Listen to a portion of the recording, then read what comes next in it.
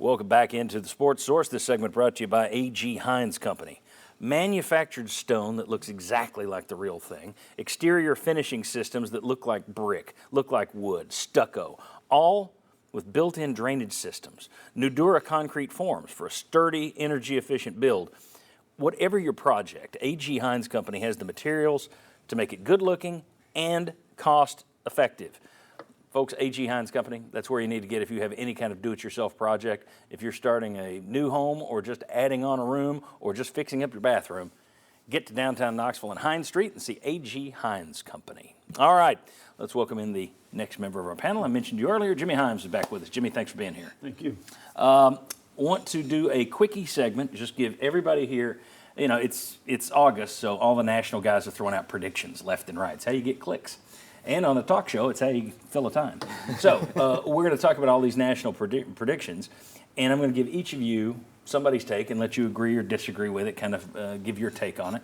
So let's start. The first one will go to Will West, and that is ESPN did their best case, worst case for different teams, and here's what they said for Tennessee. Best case, college football playoff semifinal. No further. Best case scenario, semifinal. Worst case scenario, 8-5. With losses to Florida, A&M, Alabama, Georgia, and the bowl opponent.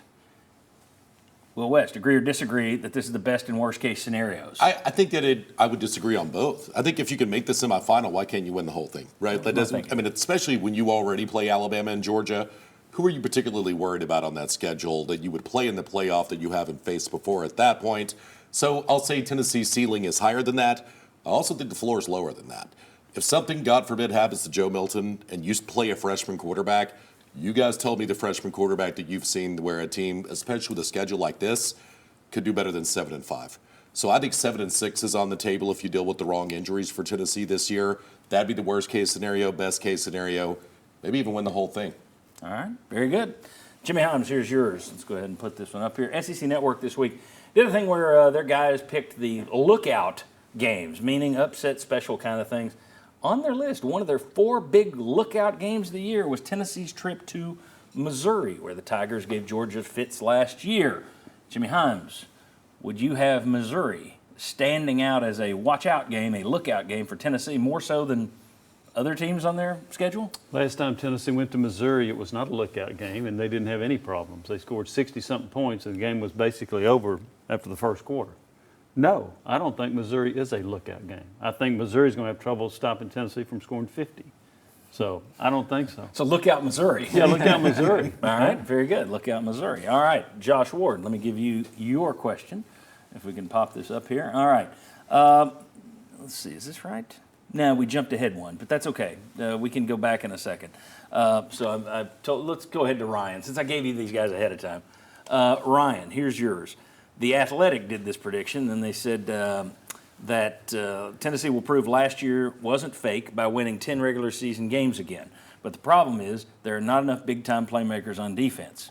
Okay, do you agree or disagree with, A, they'll win 10 regular season games, B, they're not enough big-time players on defense? I'm still really torn on the over-under 9.5 wins right now. I mean, it's really a 50-50 proposition for me. So I think they absolutely can win 10. I don't know if I'm there where I fully believe that yet, but very possible. And if they do and don't have enough big-time playmakers on defense, is that a huge problem? I don't know that I would see it that way. So I think if they get to 10 wins, we've said it all along about Josh Heupel's system, you just need to play solid defense. You need to be opportunistic, make some key stops, get some sacks at the right time. You don't have to be world beaters on defense, and you're probably not going to be world beaters because your offense doesn't play complementary football in a way that really sets up the defense for success. So I don't think that's a huge deal, and if they get to 10 wins, that's a win. Yeah, the two things didn't seem to mesh. It's like I could see either one of those cases being made, but I don't think I would have made both cases in the same bullet point. But all right, I don't know if we've got the graphic for the third. There it is. Way to go, Josh Ward. Over or under 9.5 wins? This is from The Athletic. Seth Emerson of The Athletic says bet the under, whereas Kennington Smith III says bet the over. Who's right, Emerson or Kennington Smith III? Well, Seth Emerson the first or Kennington Smith III? yeah. Even Kennington, I see there, says bet lightly because the margin for error is minimal, and I agree with that. So I agree with Seth. I think it's one of the more intriguing numbers in college football, and I recognize we're talking about Tennessee more here than other numbers out there, but that's the right number to me. 9.5. Do they get back to 10, or do they drop down a game? They could drop further, but I'm going to take the under. I would lean 9-3 more than 10-2 right now. Okay, very good. And has like that been Ryan said, 50-50 right now. It is a very tough call, but I would lean under 9-3. Has that been impacted by what's going on with the offensive line? Yes.